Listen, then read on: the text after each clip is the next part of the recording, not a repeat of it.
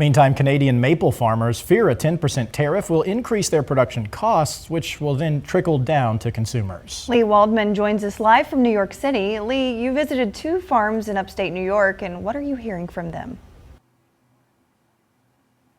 Courtney, Alex, right now with that back and forth on these tariffs and some of the confusion on which countries will receive a pause on the reciprocal tariffs, maple farmers that we spoke to say that they're uneasy, but waiting to see how all of this will play out. This is fresh from this year.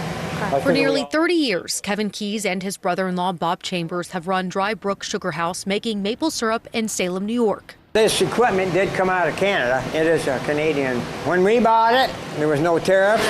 Tariffs put into place on Canadian goods by the Trump administration have put Chambers and Keys in an uncertain position. Nearly all of the equipment needed to make syrup comes from Canada. If something is going up 25% or 5%, whatever, and you sell it at the same price you've been selling it at for the last 5 years, that is going to dent our pockets. Up the road at Maple Inn Farms, co-owner David Campbell is having those same conversations. It's hard to raise the price to the consumer when you're trying to give them a fair price, and we got to make a living too. So. While New York and Vermont are the largest producers of maple syrup in the U.S., Campbell tells us syrup imported from Canada makes up approximately 70% of what Americans consume. We need to purchase a lot more equipment. We would have to search for more labor, which is an issue. For now, all these farmers can do is sit and wait.